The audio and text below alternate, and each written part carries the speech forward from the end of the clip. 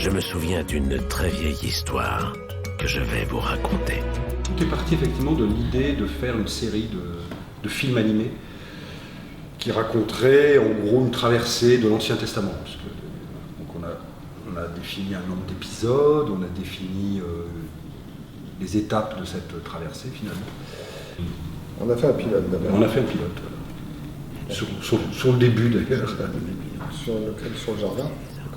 Quand moi j'ai bossé sur le pilote à partir de ton texte, déjà j'avais découpé comme un storyboard en pensant déjà au livre.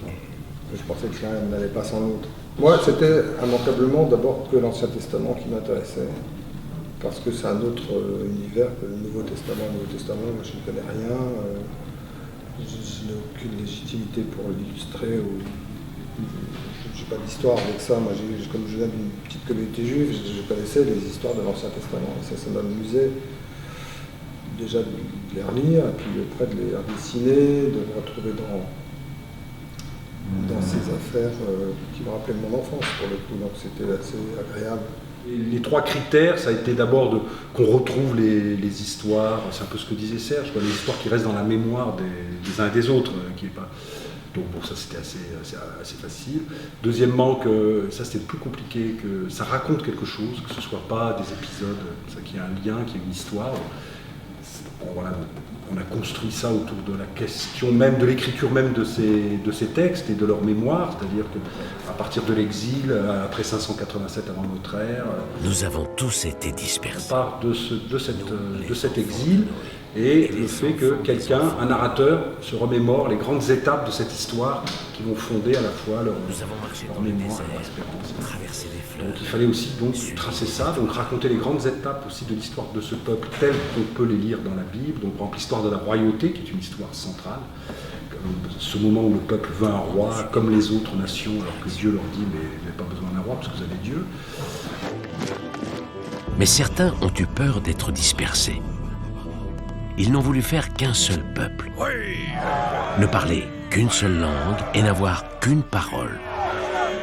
Des contraintes, c'était une de ce qu'on nous a dit, on nous a pas dit grand-chose, mais on nous a dit ça, qu'il fallait effectivement, mais c'était intéressant, qu'il fallait montrer que ces récits étaient encore aujourd'hui recevables à partir des questions contemporaines. Mais de toute façon, c'était un peu évident, on n'allait pas faire un... Je ne me souviens pas avoir entendu ça, mais c'était évident. Ah, parce qu'on te protégeait. Non, mais c'est évident, c'est évident Oui, dans le texte. Ouais. C'est évident dans le texte. Écrasé sous le poids de sa faute, Caïn marche seul très loin, le plus loin possible de tout regard. Il s'arrête un jour à l'est d'Éden. Et puis c'est assez intéressant justement de se sentir libre aussi de le mettre hors du temps. Dans le dessin c'est pareil, j'ai pas du tout versé dans l'orientalisme ou le folklorisme, je sais pas, l'historisme, l'historicisme. C'est très libre. Hein. Je pense qu'Caïn, ça finit sur une ville moderne avec une petite camionnette avec marqué Caïn dessus, parce que c'est l'histoire ça finit sur la construction des villes, l'histoire de Caïn. Ils deviennent tout un monde.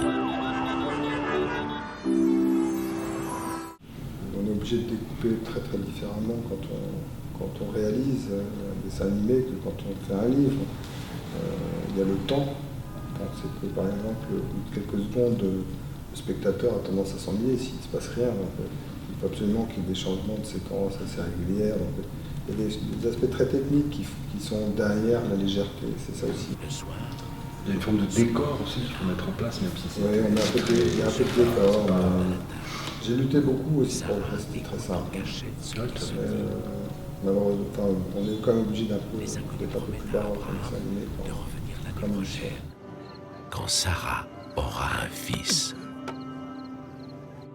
la vieille femme cachée sous la tente se met à rire.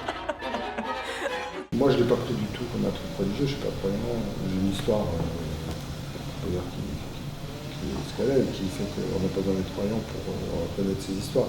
Bien sûr que c'est compliqué, ça traite de sujets qui peuvent être difficiles, mais d'ailleurs ces sujets-là, on ne les a pas évités. Que ce soit la violence guerrière, la conquête de la Terre Sainte, qui est une véritable boucherie généralisée. on en parle. Mais justement, c'était de montrer que ces récits pouvaient être accessibles de façon avec des résonances intimes, universelles, qui allaient un peu les décaler, les déplacer, et donc permettre justement une autre réception. La femme et l'homme ouvrent la porte de l'histoire humaine.